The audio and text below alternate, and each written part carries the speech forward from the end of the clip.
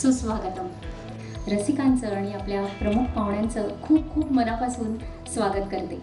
येत्या 27 फेब्रुवारीला मराठी भाषा दिन आहे. कविवर्य कुसुमाग्रजांचा जन्मदिवस म्हणून आपण मराठी भाषा दिन किंवा मराठी राजभाषा दिन साजरा करतो आणि त्याचं औचित्य साधूनच आजचा आपला विशेष कार्यक्रम आयोजित करण्यात आलेला आहे. मराठी भाषेबद्दल संतांनी आणि साहित्यिकांनी खूप काही लिहून ठेवलेलं आहे. आपल्या मायबोलीचा लौकिक वाढवण्याचं फार मोठं काम सर्व साहित्यिक सरस्वती पुत्रांनी केलेलं आहे. माझ्या मराठी भाषेचा आलावा ललाटास टिळा असं कुसुमाग्रज म्हणतात. संत ज्ञानेश्वरांनी मातृभाषेबद्दल असणारा आपला आदरभाव व्यक्त करताना मातृभाषेची तुलना अमृताशी केलेली आहे. मातृभाषेबद्दल एक गोष्ट नेहमीच सांगितली जाते की संकट आलं आणि तुम्ही धावा केलात किंवा ठेच लागली आणि तुम्ही पडलात तर सर्वप्रथम जी मुखातून भाषा येते ती आपली मातृभाषाच. सांगायचा मुद्दा हाच की आपण आपल्या मातृभाषेखेरीज अन्य कुठल्याही भाषा शिकलो तरी आपल्या मनाशी नाळ जोडलेली मातृभाषा कायमच आपल्या बरोबर राहते. सक्षम फाउंडेशन ही प्रामुख्याने मराठी शाळांसाठी काम करणारी संस्था आहे. 2 वर्षापूर्वी आपण मराठीचा मराठी भाषेचा अभिमान जागर हा कार्यक्रम आयोजित केला होता. आजच्या आपल्या कार्यक्रमातला हा मराठीचा तर आहेच, पण हा माझ्या माणसांचा आहे, माझ्या मातीचा आहे, महाराष्ट्राचा आहे. म्हणजे माय आणि तिची बोली म्हणजे माझी मायबोली मराठी. आणि म्हणूनच आज आपल्या भाषेवर प्रेम करणारी आपण सर्व मंडळी इथे उपस्थित आहोत. ज्यांनी भाषेच्या विकासासाठी आणि महाराष्ट्राच्या सांस्कृतिक अस्मितेसाठी महत्त्वपूर्ण योगदान दिलं आहे त्यांचा गौरव करण्याचा आजचा दिवस आहे. मराठीवर नितांत प्रेम करणाऱ्या आणि आपल्या कार्यक्षेत्रात मराठी भाषेच्या माध्यमातून उत्तुंग कामगिरी करणाऱ्या आपल्या माणसांना आपण आजच्या कार्यक्रमामध्ये भेटणार आहोत. आज स्वयं टॉक्सचे श्री नवीन काळे आणि आशय महाजन आपल्यामध्ये उपस्थित आहेत आणि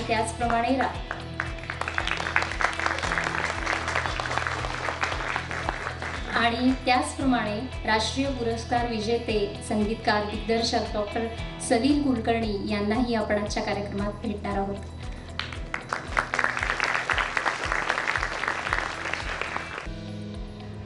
या माझ्या भाषेचा गोडवा सुरेश भटांच्या लेखणीतून पाझरला आणि या गीताला संगीत देऊन अभिमानाने मिरवण्याचं स्वप्न एका संगीतकाराने पाहिलं. ते भव्य दिव्य रूपात साकारलं आणि ते संगीतकार म्हणजेच आपल्या सर्वांचे लाडके संगीतकार कौशल इनामदार. ऐकूया महाराष्ट्राचं अभिमान गीत. आणि आलेली आहेत सौ स्नेहा जोगळेकर मॅडम आणि सुप्रसिद्ध हार्मोनियम वादक पंडित अजय जोगळेकर सर यांचे शिष्य. जोरदार टाळ्या.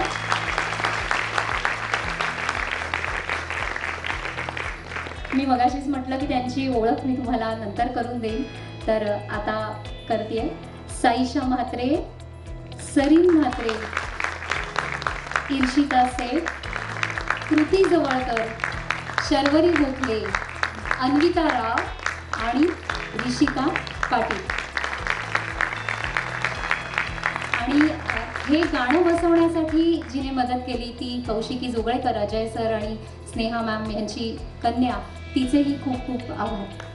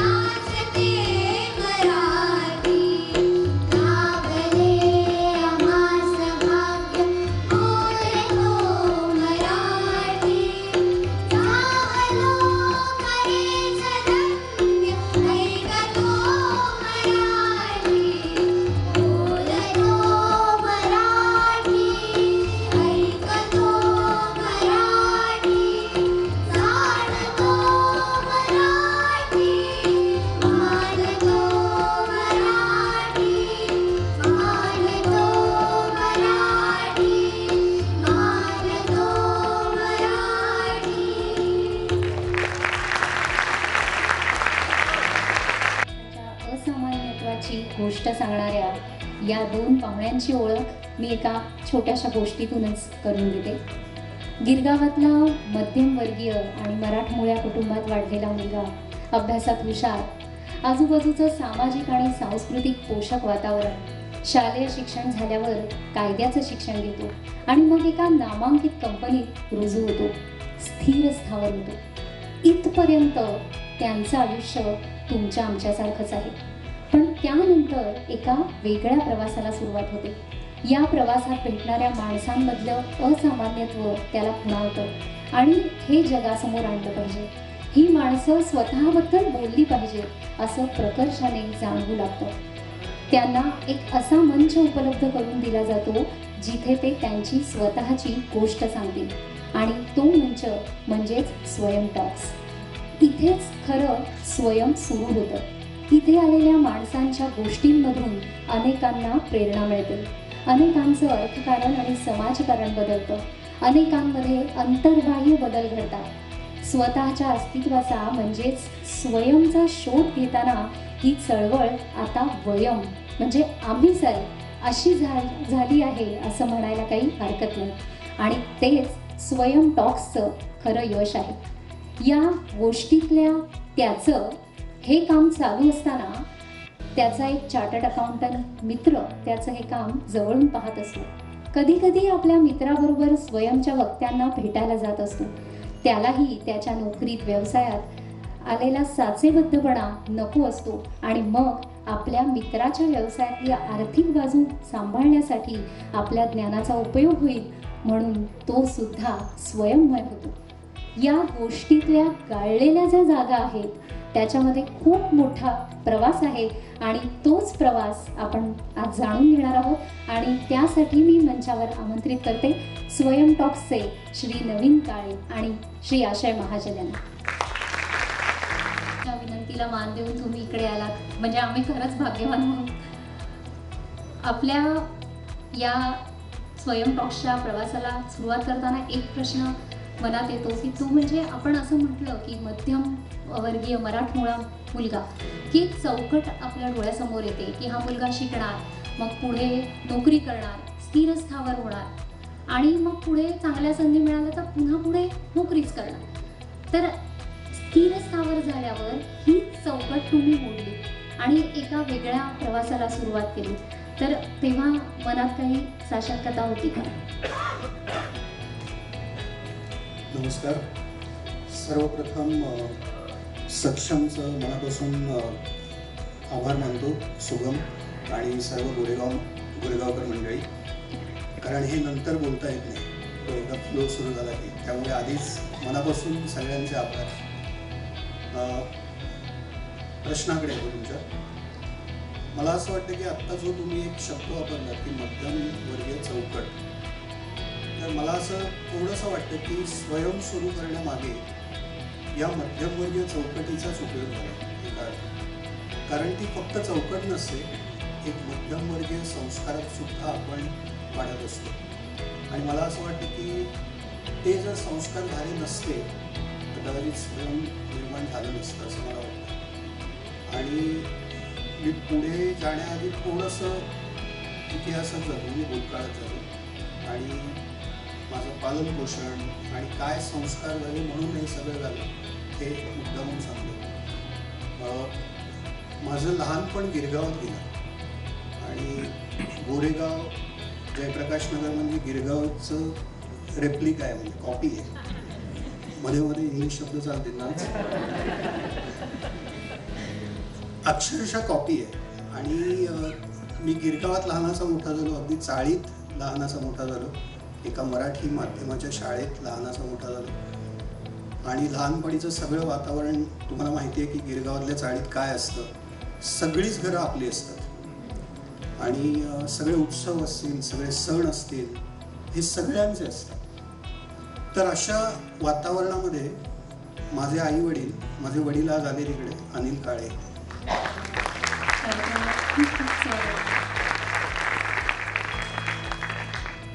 तर 1983 साली माझ्या आईवडिलांना असं वाटलं की आपला मुलगा जो आता एक 7-8 वर्षांचा आहे तर त्याच्या कानावर काहीतरी पडावं चांगलं असं तेव्हा त्यांना वाटलं. आणि तेव्हा त्यांनी गिरगावातल्या त्या 10x10च्या आमच्या घरामध्ये एक गोकुळाष्टमीचा उत्सव एक सुरू केला.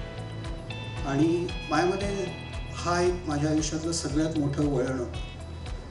मी एक 7-8 वर्षाचा होतो आणि तुम्ही कल्पना करा की त्या 10x10च्या घरामध्ये आमच्या घरी कविवर्य शंकर वैद्य, प्रवीण ढवळे, विद्याधर गोखले, शांताराम नांदगावकर अशी मंडळी, रवींद्र पिंगे अशी मंडळी आमच्या घरी होती. आणि माझ्या आईवडिलांचा उद्देशच हा होता की ह्याला आपण जर का शिकवत बसलो की तू मराठी वाच तो कदाचित वाचणार नाही, पण जर का एक वातावरण जर का त्याच्या आजूबाजूला निर्माण झालं तर कदाचित काहीतरी होईल. आणि हा कदाचितच सगळ्यात महत्त्वाचं आहे असं मला वाटतं. कारण हल्ली मी बघतो की मराठीचा एक वर्गच लावला जातो, म्हणजे मराठीचा क्लास लावतो. हे जे वातावरण आहे माझ्या दृष्टीने ते सगळ्यात महत्त्वाचं होतं. आणि आज गेली 44 वर्ष हा कार्यक्रम सुरू आहे. आम्ही गिरगावातून वर्सोव्याला राहायला गेलो. आता ते मोठं झालं आहे सुरू. आता एक मोठा ऑडिटोरियम घेऊन आम्ही हा कार्यक्रम करतो. 250-300 लोक येतात. पूर्वी त्या चाळीमध्ये त्या 10x10च्या बाहेरच्या खोलीमध्ये जितकी लोक मावायची तेवढी मावायची. उरलेली लोक शेजारी बसायची, तिकडे स्पीकर्स ठेवायचे आणि असे ते कार्यक्रम चालायचे. म्हणजे तुम्ही कल्पना करा की काय वातावरण असेल. तर त्यामुळे त्या मध्यमवर्गीय वातावरणाचाच या सगळ्यासाठी उपयोग झाला. मी 7-8 वर्षाचा असताना जेव्हा हे सगळे लोक एवढे दिग्गज घरी येत असूनही मला कळत नव्हतं की आमच्या घरी नक्की कोण येत आहे. मी इतका लहान होतो. जेव्हा ते लोक यायचे, कार्यक्रम व्हायचा, आम्ही खाली खेळत असायचो आणि खाली बाबा आणि ते पाहुणे पुष्पगुच्छ घेऊन मला खाली दिसायचे आणि मी फक्त अच्छा करायचो. पण हे कुठेतरी रुजत असणारच नक्की आणि म्हणूनच हे सगळं उभं राहिलं. आणि मी आज गोरेगावात आहे. मी असं प्रत्येक ठिकाणी म्हणत नाही म्हणून मुद्दाम आधी हे सांगितलं की गोरेगावमध्ये माझी मावशी राहते जयप्रकाश नगरमध्ये, दत्त निकेतनमध्ये. ती पण आज इकडे आलेली आहे. माझं लहानपण या जयप्रकाश नगरमध्ये गेलेलं आहे. म्हणजे मी मे महिन्यामध्ये महिने जे काय 2.5-3 महिने सुट्टी असायची. एक आपल्या मराठीमध्ये खूप छान शब्द आहे की मी पडलेलो असायचो. आणि याला दुसरा प्रतिशब्द नाही, मी पडलेलो असायचो. आणि मावशी तिच्या कामावर जायची, काका कामावर जायचे. पण हे जे वातावरण मला मिळालं ह्या सगळ्या मोठं होताना, मला वाटतं ह्या सगळ्याचा उपयोग हे सगळं निर्माण करत असताना झाला. आणि थोडीशी आणखीन एक महत्त्वाची घटना अशी घडली की हे सगळं झाल्यानंतर आम्ही वर्सोव्याला आलो. नॉर्मल एक आयुष्य सुरू झालं. पट्टी कम्प्युटर्स नावाची एक सॉफ्टवेअर कंपनी त्यावेळेला होती. त्यावेळेचं ते खूप म्हणजे पायोनियर म्हणतात तसे ते होते. आणि तिकडे मी लिगलमध्ये काम करत होतो. मी लॉ केलेलं. आणि घटना अशी घडली की 2008मध्ये माझे आईवडील आणि आशयचे आईवडील आणि काही मंडळी असे आनंदवन हेमंत कसं बघण्यासाठी म्हणून एक पर्यटक म्हणून तिकडे गेले. आणि ते बघितल्यानंतर माझे बाबा नुकतेच रिटायर झालेले, वय वर्ष 60. आणि ते बघितल्यावर माझ्या वडिलांना असं वाटलं की आज आनंदवन स्थापन होऊन जवळजवळ 60 वर्षांनी मी स्वतः इकडे आलो. महाराष्ट्रातली अशी अनेक लोक असतील की ज्यांनी अजूनही आनंदवन पाहिलं नसेल, अनुभवलं नसेल. कारण तो अनुभवण्याचाच विषय आहे. तुम्हाला नुसतं टी व्हीवर पाहून, कॅसेट पाहून ते होत नाही. तर वयाच्या 60व्या वर्षी त्यांनी असं ठरवलं की मी कमीत कमी आत्ता मी जे काय करू शकतो तर मी कमीत कमी 1000 लोकांना या आनंदवनामध्ये घेऊन येईन असा त्यांनी तिकडे शब्द दिला. आणि ते घरी आले आणि म्हणाले की मी असा एक शब्द घेऊन आलो आहे आणि मला अशा प्रकारची काहीतरी एक संकल्पना माझ्या डोक्यामध्ये आहे की महाराष्ट्रामधली उत्तमोत्तम ठिकाणं, ज्या ठिकाणी वेगळं काहीतरी काम सुरू आहे, ज्याला इंग्लिशमध्ये एंटरप्रेन्योरशिप असं म्हणतात. मग ते सोशल एंटरप्रेन्योरशिप असेल किंवा बिझनेस एंटरप्रेन्योरशिप असेल, पण काहीतरी सकारात्मक घडतं आहे अशी ठिकाणं आपण पर्यटनाच्या माध्यमातून दाखवायची. आणि त्या दिवशी आम्ही असं घरी एक निर्णय घेतला की आपण अमृत यात्रा ह्या नावाने आपण सामाजिक पर्यटन सुरू करू. आणि मला सांगायला आनंद होतोय की त्या 1000चा आकडा जवळजवळ 5000वर गेला. आणि हे सगळं बघत असताना मला हे खूप आकर्षक वाटत होतं. कारण मी लिहितो आणि मला एनिवे नोकरीचा कंटाळा आलेलाच होता. त्यामुळे काहीतरी वेगळं करायचं, पण काय करायचं ते कळत नव्हतं. आणि ह्याच्यात मला ते उत्तर सापडलं. कारण त्या पर्यटनामध्ये ज्या प्रकारची लोकं येत होती ही सगळी उत्तमोत्तम वाचणारी, काहीतरी चांगलं पाहू इच्छिणारी, चांगलं अनुभव इच्छिणारी अशी सगळी मंडळी होती. मला वाटलं की हेच आपलं क्षेत्र आहे. आणि ह्यासाठी जवळजवळ 2 वर्ष मी घरच्यांशी भांडलो की मला नोकरी सोडायला द्या. आणि मराठी मध्यमवर्गीय कुठल्याही घरामध्ये जे होतं तेच आमच्याकडेही झालं. त्यात काहीही चुकीचं आहे असं मला अजिबात वाटत नाही, कारण ते प्रेमापोटीच सगळं सांगत असतात. 2 वर्षांनी मी नोकरी सोडली आणि मी बाबांबरोबर काम करायला सुरुवात केली. आणि जेव्हा जो तुमचा प्रश्न होता की हे धाडस वाटलं नाही का, तर एक अशा स्टेजला मी येऊन पोचलेलो की जे आवडत नाही आहे ते करण्यासाठी रोज ऑफिसला जाणं हेच मला धाडस वाटायला लागलं. त्याच्यामुळे एक क्षण असा आलेला की आता मला कोणाचंच ऐकायचं नाही आहे. आणि त्यामुळे मग मी ते सोडून या सगळ्याला सुरुवात केली. हे थोडक्यात होतं. आशा मी तुमच्याकडे येईल की तुम्ही गोरेगावकर आहात आणि नवीन दादा जसं म्हणाले की मी आणि तुमची जुनी मैत्री आहे आणि ते म्हणाले की मी गोरेगावमध्ये यायचो मावशीकडे आणि पडलेलो असायचो. तर ती जी मित्रमंडळी असायची त्यांच्यामधले तुम्ही एक होतात का? तो ॲक्च्युली 2 घरी पडलेला असायचा. सो एक जर ते मावशीचं घर असेल तर दुसरं आमचं घर असायचं. कारण का माझा मोठा भाऊ आणि नवीन कॉलेजमधले काय म्हणतात ते एकदम बेस्ट फ्रेंड्स.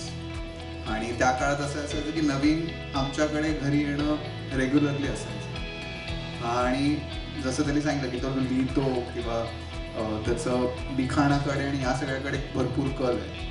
तर तो पुस्तकं त्याची 2 आलेली आहेत, पण त्याच्या आधी पण तो ब्लॉग्स लिहायचा किंवा त्याचा एक दर सोमवारी लेख यायचा जो मी कन्सल्टिंगमध्ये असताना परदेशी आणि असताना कारण का तेव्हा मी एकटा असायचो आणि सारखं घराची आठवण येते आणि काहीतरी आपल्याला जे ओळखतं ते आपल्याला मिळत नाही आहे तिकडे. आणि त्यावेळेला नवीनचा लेख यायचा आणि त्या सोमवारची मी आतुरतेने वाट पाहायचो. आणि ते आल्यानंतर तो वाचून झाल्यानंतर इतकं छान वाटायचं. आणि मी त्याला परत मेल लिहायचो की रोज सकाळी काहीतरी लिहायचा प्रयत्न करणे, कारण का आठवड्यात हे एकदा मिळतं हे फारच डिफिकल्ट आहे. तर मी ते आमचं इंटरॅक्शन की मी त्याचं सगळं, तो कलाकार असल्यामुळे हे सगळे प्रयत्न मी त्याचे बघत होतो. आणि मग असं जे धाडसाचं तुम्ही म्हणाला तर ते माझं असं व्हायचं की मी ऑफिसच्या कामाने फिरायचो आणि 5 दिवस रेग्युलर ऑफिसचं वर्क असायचं आणि विकेंडला नवीन बरोबर फिरायचो. तर माझं असं व्हायचं की जे 5 दिवस मी कुठच्या सेल्स हेड्स बरोबर आहे, ऑपरेशन्स हेड बरोबर आहे, ते नॉर्मल मटेरियल लाईफमध्ये बऱ्यापैकी एस्टॅब्लिश्ड आहेत आणि ते मला त्रासलेले दिसत आहेत. आणि ह्याच्याबरोबर फिरताना कलाकार लोक, सोशल वर्कमध्ये काम करणारे, इनोव्हेशनमध्ये कोणतरी काम करणारे, ते मला जास्त एक्सायटेड दिसत आहेत. तर ही गणितं मला कळत नव्हती की ह्यांच्याकडे सगळं आहे असं वाटत असताना ह्यांच्याकडे काहीतरी हरवलंय असं काहीतरी वाटतंय. आणि सपोजिटली ही जी मला माणसं दिसत आहेत जी विकेंडला, त्यांच्याकडे भरपूरदा असं वाटतंय की ह्यांना भरपूर स्ट्रगल आहे, पण तो त्यांच्या चेहऱ्यावर दिसत नाही. कारण ते सकाळी उठून काहीतरी शोधण्यामध्ये गुंग आहेत आणि त्याच्यामध्ये त्यांना तो आनंद मिळतोय. तर तेव्हा मी त्याला सांगितलं की तुला गणित मांडता येत नाही, तू कलाकार आहेस. म्हणजे तोपर्यंत असं व्हायचं की प्रोग्राम झाला आहे, त्याच्यानंतर प्रॉफिट अँड लॉस झालाच नाही त्या प्रोग्रामचा. सगळीजणं प्रोग्राम छान झाला ह्याच्यामध्येच मग्न आहेत. आणि चार्टर्ड अकाउंटंट विचारायचं की गणिताचं काय, स्पॉन्सरशिप कुठून येणार. आणि मग त्याला मी सांगितलं की तुला जर याच्यावर कॉन्सन्ट्रेट करायचं नसेल तर तू तुझ्या स्ट्रेंथ्सवर काम कर. आणि मला हे आवडतं आहे आणि मला असं वाटतं की हे भरपूर मोठं होऊ शकतं, तर मला ती बाजू मला सांभाळायला दे. त्यामुळे आम्ही दोघांनी एकत्र येऊन हे मोठं करण्याचा प्रयत्न केला. मग मला असं म्हणायचं की स्वयं टॉक्स, म्हणजे स्वयं टॉक्स हे मराठीतूनच आहे मग हिंदी आपली राष्ट्रभाषा आहे, संवाद साधण्याची, जगाशी संवाद साधण्याची भाषा इंग्रजी आहे. असं असतानाही स्वयं टॉक्स मराठीतूनच का करावं असं वाटतं? म्हणजे आज मराठी भाषा दिनानिमित्त आपण हा कार्यक्रम करतोय, त्यामुळे मला वाटतं ते सगळ्यात नैसर्गिक तेच होतं. कारण आपण मराठीमध्ये विचार करतो, ज्या भाषेमध्ये आपण विचार करतो त्या भाषेमध्ये काहीतरी करावं असं वाटत होतं. आणि सगळ्यात महत्त्वाचं की त्यावेळेला मराठीमध्ये इतर काय घडतंय हेही बघत होतं. आणि असं लक्षात आलं की भाषणांचे कार्यक्रम हे मला खूप आनंद होतोय की एका अप्रतिम सभागृहामध्ये आजचा कार्यक्रम होतो. कारण इतकी वर्ष आपल्याला एक सवय आहे की एक अतिशय मळलेली एक सतरंजी घातलेली असते, एक अतिशय गरीब असं एक स्टेज असतं, त्याच्यावर एक खूप विचित्र आवाज येणारी माईक्स असतात आणि हातामध्ये कापडी पिशवी घेतलेले काही प्रेक्षक फुकट आलेले असे तिकडे बसलेले असतात. आणि ज्या माणसांनी 50-60 वर्ष घातले तो माणूस जीव तोडून काहीतरी बोलत असतो आणि माणसं कंटाळला की निघून जात असतात. असं एक दृश्य बघितल्यानंतर असं वाटलं की हे चित्र आपण बदलायला पाहिजे. आणि सुदैवाने मी गिरगावामध्ये लहानाचा मोठा झाल्यामुळे लाईव्ह भाषण काय असतं याची मी जादू अनुभवलेली होती. मी इतका सुदैवी आहे की मी अटल बिहारी वाजपेयींना लाईव्ह ऐकलं, मी राम शेवाळकर मी ऐकले, शंकर वैद्य ऐकले, बाबासाहेब पुरंदरे ऐकले, मी बाळासाहेब ठाकरे ऐकले, मी प्रमोद महाजन ऐकले.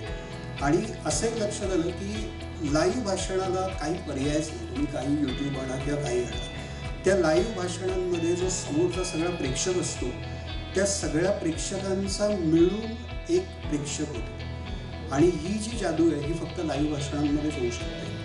आणि हे जर आपल्याला मराठीमध्ये जर का याला वेगळं रूप द्यायचं असेल तर जे आहे ते चित्र बदलायला पाहिजे. आणि त्यासाठी सगळ्यात पहिली गोष्ट माझ्या मनामध्ये आली की मी पहिल्यांदा एक नोट लिहून एक काढली, ती अजूनही मी ठेवलेली आहे. आणि साधारण मे महिना होता आणि 2013 ईमेल तो आहे, मी काही लोकांना पाठवलेलं की आपण सुरू करूया. आणि त्यावेळेला मी असं म्हटलं की महाराष्ट्रातल्या सर्वात उत्तमोत्तम कल्पना मांडणारं एक व्यासपीठ आपण निर्माण करावं, ज्या ठिकाणी भविष्यात काय घडणार आहे महाराष्ट्रामध्ये आणि ते भविष्यात घडण्यासाठी आत्ता काय घडतं आहे हे ऐकण्यासाठी म्हणजे वेगवेगळ्या देशातनं लोक इकडे आली पाहिजेत. आणि तेव्हा मी त्या नोटमध्ये असं लिहिलेलं की या कार्यक्रमाचं, एका दिवसाच्या कार्यक्रमाचं कमीत कमी 8,000 रुपये तिकीट पाहिजे. असं माझ्याकडे अजूनही तो ईमेल ठेवलेला आहे. आणि जोपर्यंत ह्या सगळ्याला एका उत्तम अर्थकारणाची जोपर्यंत जोड येत नाही, जोपर्यंत आपला कार्यक्रम श्रीमंत होत नाही, श्रीमंत दिसत नाही, तोपर्यंत प्रेक्षक सुद्धा प्रकल्प होणार नाही असं मला वाटलं. आणि म्हणूनच वाटलं की जर का आत्ता जे चाललंय त्याच्यामध्ये जर का हात धुवायचे असतील तर मग नोकरी करत होतोच की, मग नोकरी सोडली कशासाठी? नोकरी सोडलीच याच्यासाठी की काहीतरी वेगळं करावं. आणि अर्थातच तुम्ही म्हटलं त्याप्रमाणे ज्यावेळेला हा निर्णय घेतला की हा कार्यक्रम, या कार्यक्रमाचं एक तिकीट असेल, इतकंच नाही तर जी मंडळी ह्या कार्यक्रमामध्ये येतील त्यांच्या भाषणांची आम्ही तयारी करून घेणार आहोत. त्या लोकांना फक्त 20 मिनिटातच बोलायचं आहे याची आम्ही तयारी करून घेणार आहोत. त्यावेळेला सगळ्यांनी आम्हाला वेड्यात काढलेलं की याच्यात तुम्ही पडू नका, हे अजिबात चालणार नाही. आणि आत्ता सांगायला आनंद होतोय की आत्ता स्वयं टॉक्सचा जो मुंबईतला जो कार्यक्रम होतो त्याचं कमीत कमी किंवा असं आपण म्हणूया की जे सगळ्यात पुढचं तिकीट असतं ते साधारण 4,000 रुपये आत्ता तिकीट असतं संपूर्ण दिवसाचं. आणि त्या कार्यक्रमाला हाऊसफुल गर्दी होते दरवर्षी. तर त्यामुळे जर ते कन्व्हिक्शन तुमच्यामध्ये असेल की जर का आयफोन 1.5 लाख रुपये याची, मला असं वाटतं की या 1.5 लाख रुपये पाहिजे तर पाहिजे.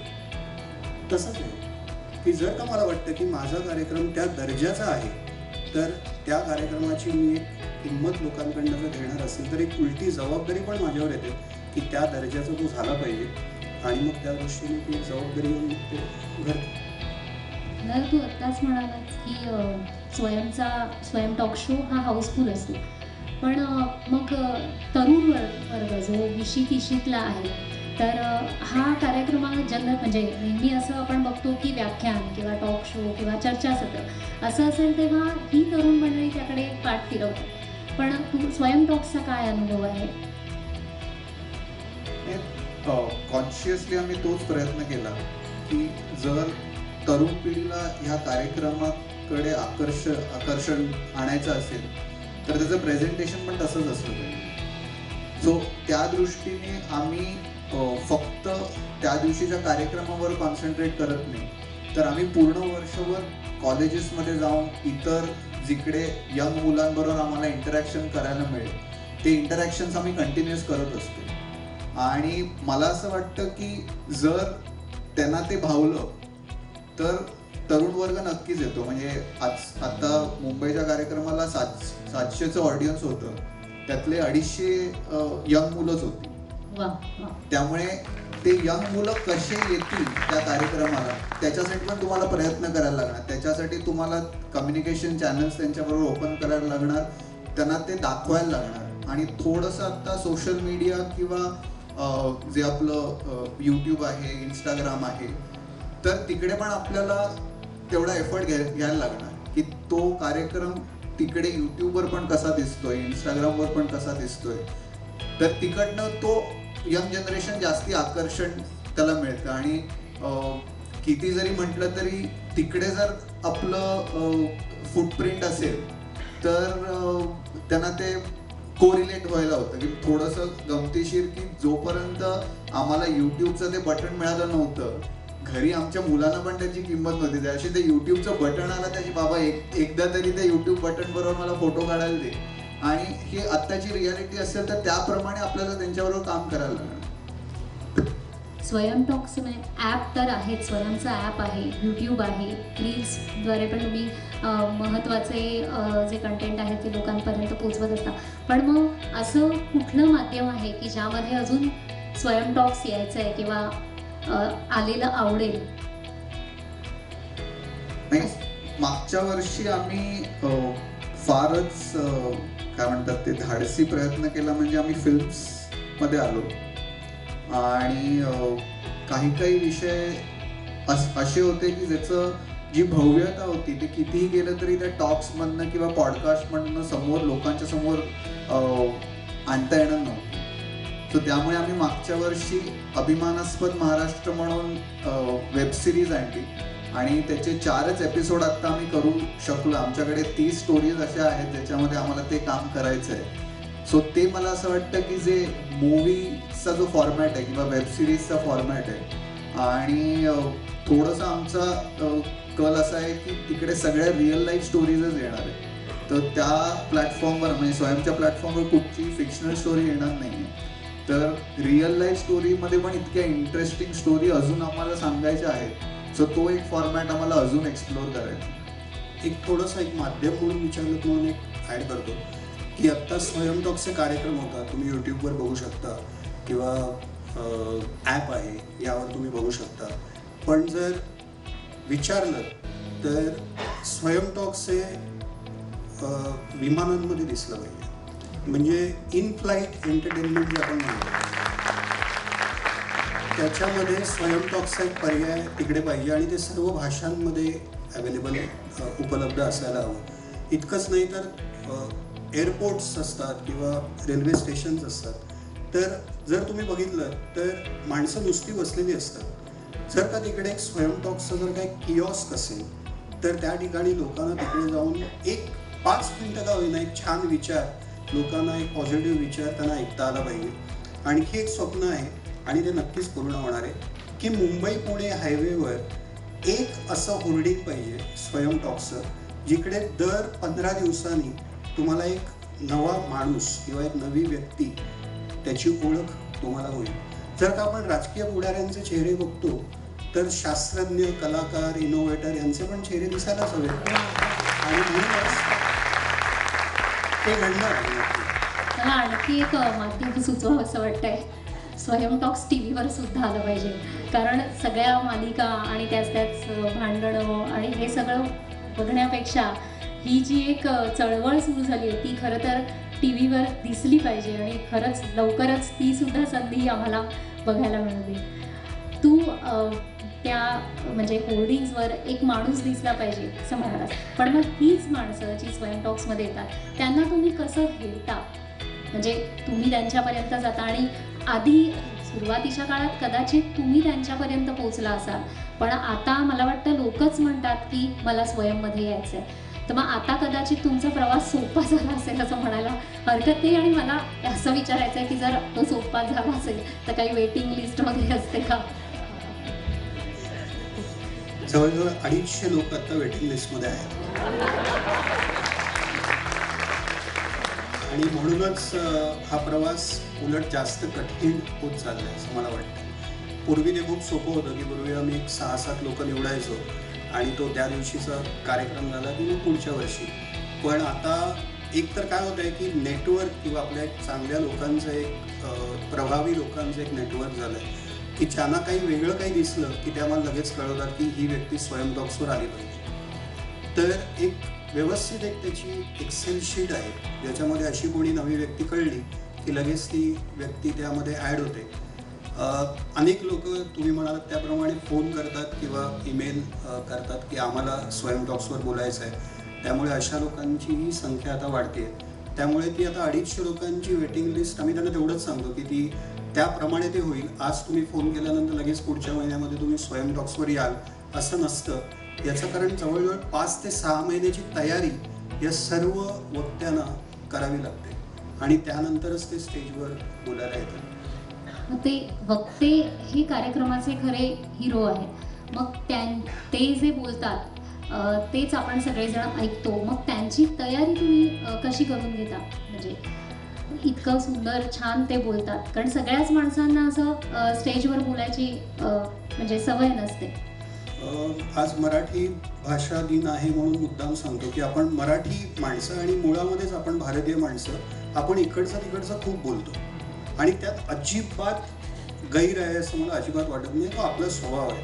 म्हणजे जर तुम्ही मला विचारलं की चहा घ्याल का, तर हो किंवा नाही असं मी उत्तर कधीच देत नाही. चहा ॲक्च्युली वाजले 4, मी खरा 5 वाजता घेतो असं मी खूप आजूबाजूचं बोलत असतो. आणि म्हणूनच आपल्या सर्व लोकांना ते 20 मिनिटामध्ये किंवा 18 मिनिटामध्ये बोलायला लावणं हे खूप कठीण आहे आणि त्यासाठी आमची एक टीम असते जी त्यांच्यावर काम करते. बऱ्याचदा आपण एखादा प्रसंग सांगताना आपण जसं मी म्हटलं त्याप्रमाणे इकडच्या तिकडच्या गोष्टी सांगतो, तर आमची टीम फक्त ते एडिटिंगचं काम करते आणि ते भाषण न वाटता त्याची गोष्ट कशी होईल यासाठी आमची टीम काम करते. आणि म्हणूनच आम्ही स्वतःला स्टोरी टेलर्स म्हणतो. स्वयं टॉक्सचा हा प्लॅटफॉर्म हा भाषणांचा कार्यक्रम नाही, हा स्टोरीजचा कार्यक्रम आहे, हा गोष्टींचा कार्यक्रम आहे. आणि म्हणूनच जर का मी एखादा शास्त्रज्ञ येऊन त्याचे तांत्रिक आकडे किंवा काही गोष्टी सांगत बसलं तर कोणालाच त्यामध्ये इंटरेस्ट नाही आहे. पण जर का त्यांनी त्यांच्या आयुष्यातल्या गोष्टी सांगितल्या तर त्या आमची टीम त्यांच्याकडनं, त्याला क्युरेशन म्हणतात, ते आमची टीम त्यांच्याकडनं करून घेते. म्हणजे मला असं वाटलं की गोष्ट सांगताना म्हणजे कदाचित मी काही वेगळं करत असेल तर मी ते जगाला सांगत नाही, पण जेव्हा मला दुसरं कोणीतरी विचारतो की अगं तुझी गोष्ट सांग, तर मी गोष्ट सांगताना कदाचित मीच मला स्वतःला नवीन भेटते. तर असं कधी झालंय का? 100% प्रत्येकाचा हाच अनुभव असतो.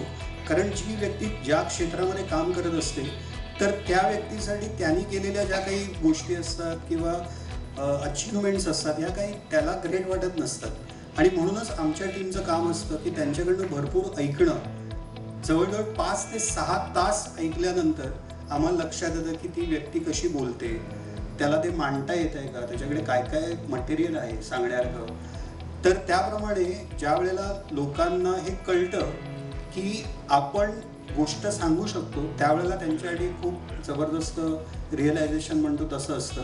आणि जसं तुम्ही म्हणालात त्याप्रमाणे की त्या गोष्टी सांगितल्यानंतर जेव्हा मी लोकांना सांगतो की हे सांगा, ते म्हणतात की ह्या ग्रेट काहीच नाही आहे, पण आम्ही सांगतो की प्रेक्षक म्हणून लोकांना हे आवडेल, हे काम आम्ही करतो. आणि त्यामुळे लोक म्हणतात की आम्हीच आमच्या कामाकडे एका वेगळ्या पद्धतीने बघितलं. म्हणजे अनेक लोक जे शास्त्रज्ञ आहेत, शेतकरी आहेत, ह्या लोकांनी स्वयं टॉक्समध्ये बोलण्यासाठी इतकी मेहनत घेतली की आमच्याकडे त्याचे रेकॉर्डिंग्ज आहेत की लोक अक्षरशः रोज टेकडीवर जाताना स्वयं टॉक्सचं भाषण गुणगुणतात ना जशी गाणी, तसं भाषण गुणगुणत ते जायचे. आणि म्हणूनच आम्ही त्यांना सांगतो भाषण पाठ करायचं नाही आहे, आपल्याला ती गोष्ट कशी सांगायची आहे ते फक्त तुम्ही लक्षात ठेवा. आणि म्हणूनच ते मी असंही सांगू शकतो की मी आज तिकडे गेलेलो आणि तिकडे असं असं घडलं, पण मी असंही सांगू शकतो की मी डायरेक्ट त्या गोष्टीनेच सुरुवात करतो आणि मग मी माझ्या मुद्द्यावर येतो. हे जे थोडंसं जसा सिनेमाचा जसा स्क्रीन प्ले असतो तसं आम्ही त्यांच्याच कामाचा एक स्क्रीन प्ले आम्ही त्यांना करून देतो. स्वयं मी मगाशी म्हटलं त्याप्रमाणे की मला असं वाटतं की ती स्वयं आधी होतं ती चळवळ, आता ती खरंच वयम झाली आहे. कारण ते आम्ही सगळे म्हणजे एक वक्ता इथे येऊन जेव्हा बोलतो तेव्हा तो नंतर बाकी सगळ्यांना पण या चळवळीमध्ये जोडून घेतो आणि त्यामुळे समाजकारण किंवा अर्थकारणात काही बदल झालेत का जे तुमच्यापर्यंत आले? इम्पॅक्ट विचारतोय तुम्ही? परिणाम तर इम्पॅक्ट नक्कीच झालेत आणि फायनान्शियल इम्पॅक्टच्या दृष्टीने असं झालं आहे की ज्या काही सोशल ऑर्गनायझेशन या प्लॅटफॉर्मवर आल्या आहेत त्यांना सोसायटीकडनं कॉन्ट्रीब्युशनच्या रूपामध्ये 2 कोटीच्या पुढे सपोर्ट मिळाला आहे आणि हा फायनान्शियल ॲस्पेक्ट आहे. पण त्याच्यापेक्षाही मला जो दुसरा ॲस्पेक्ट वाटतो तो काही लोकांचा असा फीडबॅक आला आहे आणि एस्पेशली अनघा मोडक म्हणून आपली एक स्पीकर होती स्वयं टॉक्सची आणि 22व्या वर्षी डेंग्यूमुळे अंधत्व आलं आणि त्याच्यातनं ती कशी तिने उभारी घेतली आणि आता ती कॉम्पेअर आहे आणि रेडिओ जॉकी आहे. तर 2-3 लोकांनी असे रिस्पॉन्सेस दिले की आम्ही आत्महत्या करायला निघालेलो, हा स्वयं टॉक बघितला आणि आता हे डिसाईड केलंय की आयुष्यात असं कधीच परत करणार नाही, हा विचार सुद्धा यायला देणार नाही लोकांना. किंवा आता नितीन घोरपडे म्हणून एक पुण्यातला जो कार्यक्रम झाला ज्याच्यामध्ये ती व्यक्ती दारूचं व्यसन लागलेलं त्यातनं बाहेर पडून आता ती आयर्नमॅन आणि मॅरेथॉन्स करते. म्हणजे आयर्नमॅन म्हणजे अशी रेस आहे ज्याच्यामध्ये पहिलं 4 किलोमीटर पोहायला लागतं, त्याच्यानंतर 180 किलोमीटर सायकल चालवायला लागते आणि त्याच्यानंतर 42 किलोमीटर पळायला लागतं. अशी ती व्यक्ती दारूच्या व्यसनात. तुम्ही सुद्धा आता तुम्हाला आश्चर्य वाटलं असेल तर आशय हाफ आयर्नमॅन आहे. तर हे रिस्पॉन्सेस जेव्हा लोकांकडनं येत आहेत की आम्हाला हे शक्य आहे हे कळलंय आणि मग आता आम्ही प्रयत्न करणार. एक नारायणगावमधली व्यक्ती होती, ती आम्ही पुण्याला कार्यक्रम करत होती, पुण्याला येत होती, औरंगाबादला कार्यक्रम करत होती, औरंगाबादला येत होती. तर आमच्या टीमला कळलं की जिथेही कार्यक्रम लागतो ही अख्खी फॅमिली बरोबर ही व्यक्ती त्या कार्यक्रमांना येते. तर आम्ही त्यांना असंच ऑफिसमध्ये बोलवलं आणि विचारलं की काय तुमच्या दृष्टीने तुम्हाला असं का वाटतंय की सगळे स्वयं टॉक्स तुम्ही अटेंड करताय. तर त्यांनी सांगितलं की आत्तापर्यंत जेव्हा मी यूट्यूबवर आणि मोटिवेशनल भाषणं ऐकायचो ती आम्ही अंबानी सांगतायत, टाटा सांगतायत की मोठी स्वप्न बघा. तर आमच्या डोक्यात यायचं की हे तर मोठेच आहेत, ह्यांना सांगणं फार सोपं आहे. पण जेव्हा मी स्वयं टॉक्स बघायला लागलो तेव्हा असं जाणवलं की सामान्य दिसणारी व्यक्ती सुद्धा काहीतरी वेगळं विचार करून काहीतरी अचीव करू शकते. तर त्या व्यक्तीने ती म्हणाली की मी सेल्स टॅक्स कन्सल्टंट आहे आणि त्यामुळे मी काय करू शकतो. तर त्यांनी एक स्क्रीन घेतला, एक लॅपटॉप घेतला आणि विकेंड्सना आजूबाजूच्या नारायणगावच्या आजूबाजूच्या शाळेमध्ये ते जाऊन स्वयं टॉक्स दाखवतात. तर ते म्हणाले माझ्याकडनं जे शक्य आहे त्यामुळे प्रत्येक व्यक्तीने काहीतरी भरपूर मोठं काम केलं असं नाही आहे.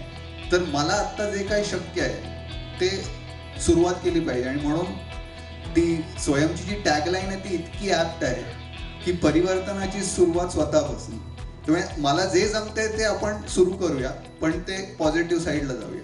त्यामुळे असे भरपूर इम्पॅक्ट आहेत आणि असे रिस्पॉन्सेस आता हळूहळू इतके यायला लागलेत की दॅट इज व्हेरी एनकरेजिंग की आम्हाला फार उत्साह वाटतो त्या काइंड ऑफ कमेंट्समुळे. पण आजकाल आपण बघतो की लोकांची जी ऐकण्याची म्हणजे एका जागी बसून ऐकण्याची जी क्षमता आहे ना ती कमी होते. म्हणजे त्यांना सतत काहीतरी नवीन नवीन वेगवेगळं चित्र डोळ्यासमोर लागतं. तर असं असताना 9 ते 6 म्हणजे जे काही तास असतील स्वयं टॉक्सचे ते पूर्ण हाऊसफुल ऑडिटोरियममध्ये बसून प्रेक्षक बघतात. ह्या स्वयं टॉक्सच्या यशाकडे तुम्ही कसं पाहता? त्यातलं मी एकच पहिला आजच्या कार्यक्रमाच्या दृष्टीने एक मला रेलिव्हेंट विषय वाटतो तो सांगतो की मगाशी त्या लहान मुली गात होत्या आणि त्यातल्या 2 मुलींनी सोलो गायलं आणि त्या 2 मुली सोलो गात असताना सडनली ऑडियन्सकडनं अप्लॉज आला. कारण का त्या मुलींनी सांगितलं नाही की आता आम्ही गातोय तर प्लीज आता जरा टाळ्या वाजवाल का तुम्ही. त्यांची जी मेहनत होती ती तुम्हाला आतमध्ये कुठेतरी जाणवली आणि आपोआप तुम्हाला ह्याला काहीतरी प्रतिसाद द्यावा असं वाटलं.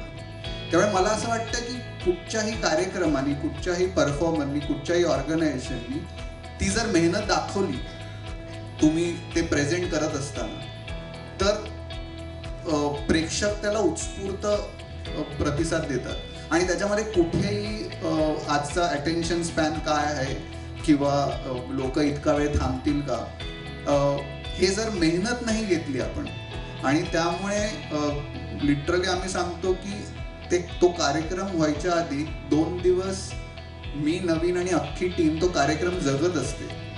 म्हणजे आमच्याकडे टाईम राईट फ्रॉम नवीननी 9:58 पासनं 6 वाजेपर्यंत प्रत्येक मिनिटाला काय होणार आहे ह्याचं शेड्यूल नवीन देतो.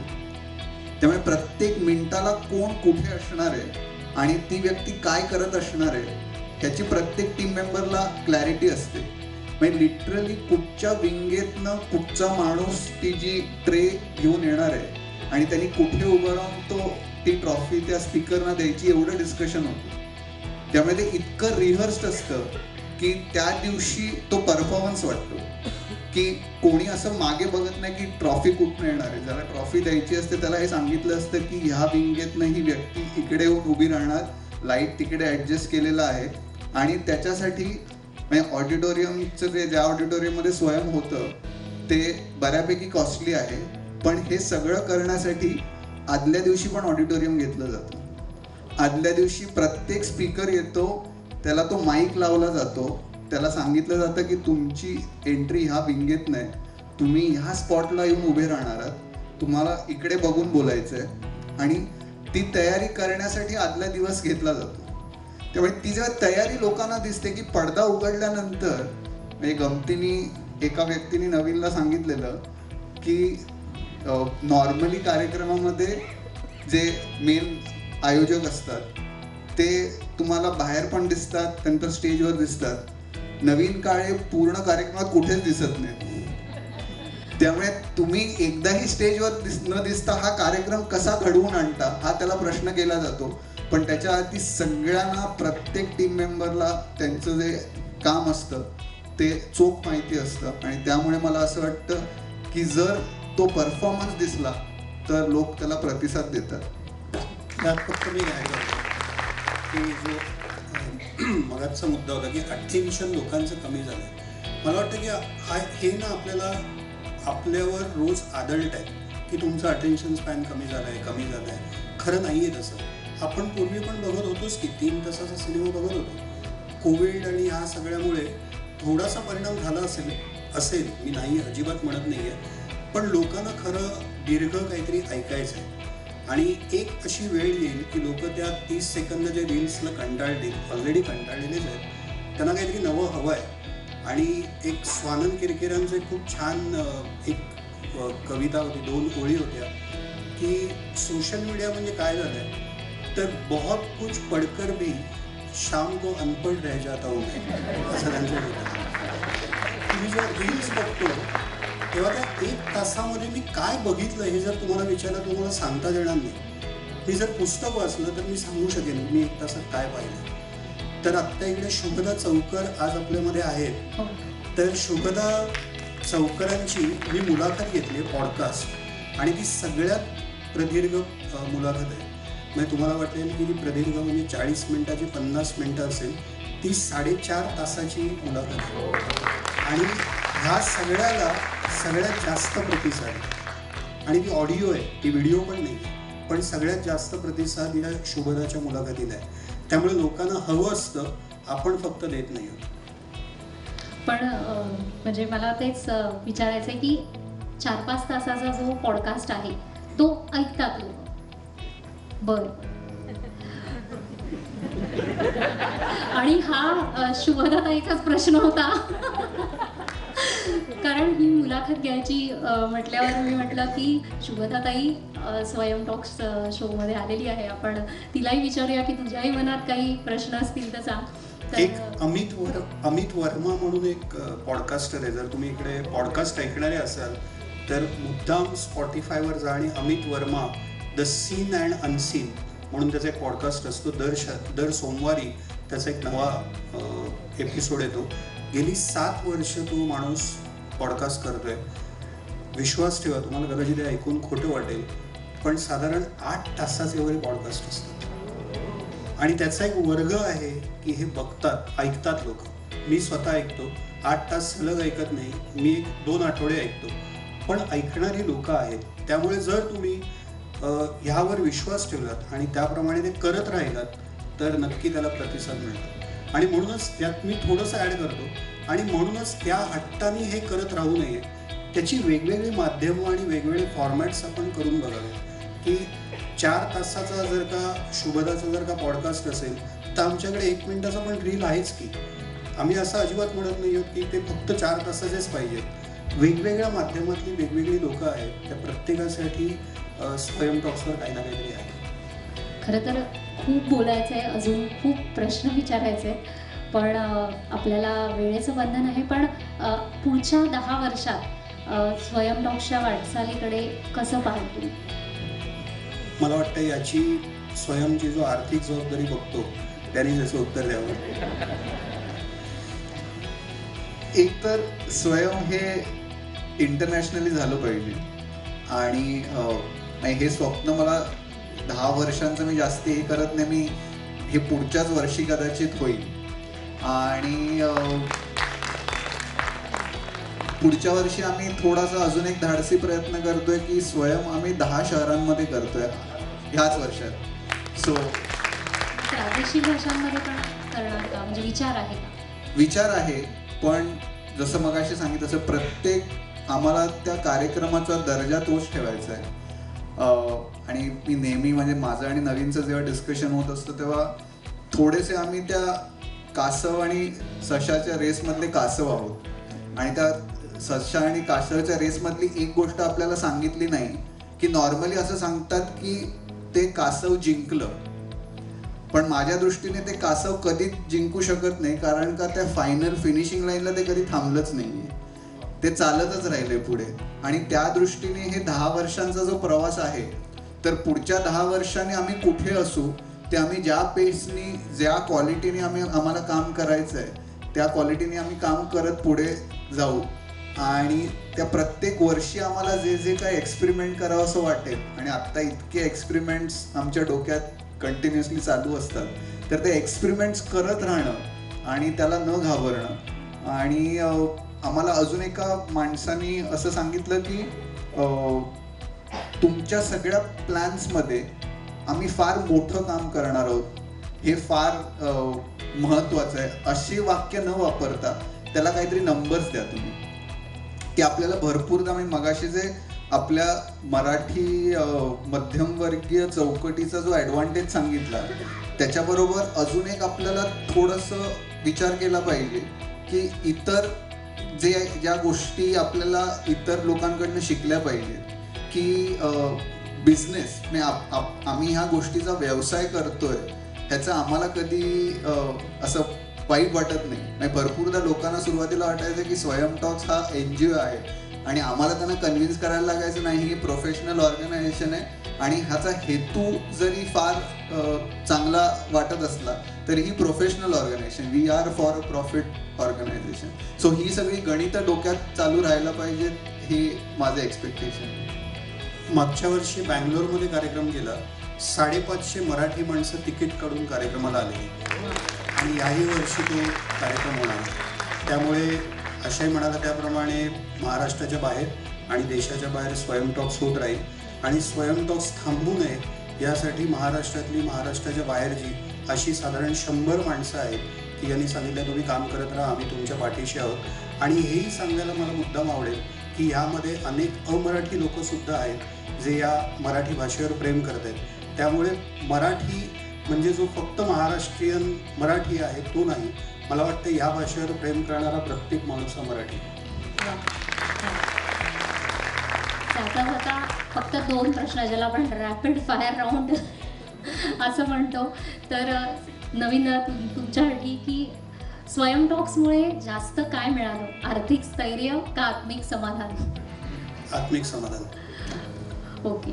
आणि स्वयं नाही, टॉक्स याचा अर्थ आर्थिक स्थैर्य मिळालं नाही असं नाहीये, त्यातलं जे महत्वाचं होतं. स्वयंसाठी वक्ते शोधताना माणसं वाचण्याची जी कला आहे ती तुमच्यातल्या लेखकाला प्रोत्साहित करते का? नक्कीच. अशा आहे तुमच्यासाठी सगळ्यात जास्त आनंद कधी झाला, CA पास झाल्यावर का स्वयं टॉक्स जॉईन केल्यावर? CA पास झाल्यावर थोडासा तो काय म्हणतात ना शांत, एक स्वतःला झालो आता ह्याच्यानंतर परत अभ्यास करायला लागणार नाही, तसा एक सुटलो हा एक विचार होता. आणि स्वयं टॉक्स सुरुवात करताना पण माझ्या डोक्यामध्ये फार कन्फ्युजन होतं, कारण का मी एक कंपनी चालवत होतो, ती मी बंद करून ह्याच्यामध्ये येत होतो, त्यामुळे भीती भरपूरच होती. पण थोडं सुरुवातीपासूनच मला थोडासा आंतरप्रेन्योरियल किडा म्हणतात तसं माझ्या डोक्यात नेहमी असायचं. त्यामुळे मी ह्या भीतीवर आपल्याला मात करायची हे डोक्यात असणं हे डोक्यात होतं. त्यामुळे अजून पुढे पुढे ते हे जाणार आहे, हे कधीच माझ्या डोक्यातलं थांबणार नाही. त्यामुळे दरवेळेला डिस्कशनला अजून काहीतरी मोठंच करायचं आहे तर ते चालू आहे. म्हणजे हे नेव्हर एंडिंग प्रोसेस आहे. ती CA एकदा पास झाल्यानंतर थांबलो हे थांबतच नाही आहे. तुमच्या दोघांची मैत्री खूप जुनी आहे. मग एका शब्दात किंवा गाण्यातही चालेल मला, तुम्ही तुमच्या मैत्रीबद्दल काय सांगाल किंवा कसं त्याला हे कराल, व्यक्त कराल? आम्ही एकमेकांच्या कामात ढवळाढवळ करत नाही. त्यामुळे मी क्युरेशनच्या पार्टमध्ये डोकं लावायला जात नाही. तो मला ह्याच्यामध्ये किती प्रॉफिट झालं हे मला विचारायला येत नाही. त्यामुळे तो त्याचं ॲस्पेक्ट बघतोय, मी माझं ॲस्पेक्ट बघतोय. मला हे या पूर्ण ऑर्गनायझेशनमधलं फार छान वाटतं. मी फक्त हा प्रश्न मलाही होता, त्यामुळे मी 2 गोष्टी यातनं मिळाल्या. एक म्हणजे इगो बाजूला ठेवतो आम्ही दोघंही एकमेकांचा, आणि स्वयं मोठं झालं पाहिजे, ते व्यासपीठ आपल्या दोघांपेक्षा मोठं आहे हे आम्ही मानतो आणि दोघं एकमेकांकडून शिकतो. खरं तर या गप्पा अशाच चालू राहाव्या आणि यांच्याकडून असंच ऐकत राहावं असं वाटतंय. पण आपल्याला वेळेचं बंधन आहे, त्यामुळे नवीन आणि आशय तुम्ही आज सक्षम फाउंडेशनच्या या मंचावर आलात आणि आमच्याशी, आमच्या प्रेक्षकांशी गप्पा मारल्यात. त्यामुळे कदाचित आम्हाला स्वयं टॉक्स जेवढं माहीत होतं त्याच्यापेक्षा अजून जास्त कळलं. आणि मी असं म्हणेन की आता इथे आलेले प्रेक्षक, आणि सुरुवात माझ्यापासूनच होईल, की जास्तीत जास्त लोकांना स्वयं टॉक्सबद्दल सांगणं, कारण की चांगल्या गोष्टी या नेहमी सांगायच्या असतात आणि अशा जर चांगल्या गोष्टी आपण सांगितल्या तर प्रेरित लोक नक्कीच होतात आणि हे एक चांगलं काम आहे. त्यामुळे या चांगल्या हे चांगलं काम हे दोघं तर करतातच आहेत, पण आपणही त्याच्यात खारीचा वाटा, खरं तर खारीचा वाटा हा म्हणताना आपण छोट्या गोष्टींसाठी म्हणतो, पण तो खरा मोठा वाटा असतो. तर आपण तो उचलूया. आणि स्वयं ही चळवळ आहे जी स्वतःपासून सुरू झाली, पण ती आता वयम झालेली आहे आम्ही सारे. तर तो जो मीचा आम्हीकडनंचा प्रवास आहे त्यात आपण सगळेही सहभागी होऊया. पुन्हा एकदा खूप खूप मनापासून थँक्यू व्हेरी मच. खूप मनापासून आभार. बऱ्याचदा आपण धावत असतो नुसते, आणि अशा वेळेला कोणतरी एखादी आजी आपल्याला बसवते आणि सांगते जरा थोडा वेळ थांब आणि एक ग्लास लिंबू सरबत तुला देते, असं आज वाटलं तुमच्या कौतुकामुळे. त्यामुळे थँक्यू व्हेरी मच. मगाशी ज्या 100 व्यक्तींचा मी उल्लेख केला की ज्या व्यक्ती आहेत आणि जे सांगतात की तुम्ही काम करत राहा, त्यामधलं एक नाव राजेश आजगावकर आपल्यामध्ये आज उपस्थित आहेत. राजेश आजगावकर AGS या इन्शुरन्स कंपनीमध्ये व्हाईस प्रेसिडेंट आणि हेड ऑफ लिगल म्हणून काम करतात आणि ते आज खास ही मुलाखत ऐकण्यासाठी आले. त्यामुळे थँक्यू व्हेरी मच राजेश. मी सुगम कुलकर्णी यांना विनंती करते की त्यांनी मंचावर यावं आणि आशय महाजन आणि नवीन काळे यांचा सन्मान करा. 1-2 शब्द बोलायचे होते. आमच्या व्यासपीठावरून पुष्पगुच्छ वगैरे आम्ही असं जनरली देत नाही, सत्कार करते, पण जे प्रेमाने येतात त्यांना आम्ही पुस्तकं देतो. आणि पुस्तकं निवडून देतो. त्यामुळे ह्यांना एक विशिष्ट पुस्तक दिलं गेलं. एक आत्ता आमचा सध्याचा आवडीचा विषय आहे. आज हेमाताई आल्यात आमच्याबरोबर. आम्ही जरा मानसशास्त्रात मानसिक आरोग्यावरती जास्त काम करायचं पार्लेकरांनी आणि गोरेगावकरांनी ठरवलेलं आहे. तर REBT बद्दल एक सुंदर पुस्तक आलेलं आहे. मी आता नाव नवीनला सांगत नाही आहे, कारण त्यांनी ते वाचावं. त्यातून अंजली जोशींनी लिहिलं आहे. फार उत्तम पुस्तक आहे. आणि REBT ही संकल्पना आता सगळ्यांनी आम्ही एक वर्कशॉपसुद्धा कंडक्ट करू लवकरच, तुमच्यापर्यंत माहिती पोचू. आणि आशय मला वाटतं अपर्णाने सांगितलं असेल, मॅरेथॉन अल्ट्रा मॅरेथॉन असं करणारी जी व्यक्ती आहे त्याला कुठचं पुस्तक निवडावं. तर माझा एक जे चांगले मित्र आहेत मिलिंद चिटणीस, त्यांचा याच्यावर खूप रिसर्च असतो. पुस्तकं कुठची आली, कुठची कोणी वाचावी, तर त्यांनी पुस्तकंही निवडून दिलेली आहेत. त्याच्यामुळे त्यांना एक भ्रमंती करणारे सह्याद्रीमधल्यांचं पुस्तक आम्ही देतोय.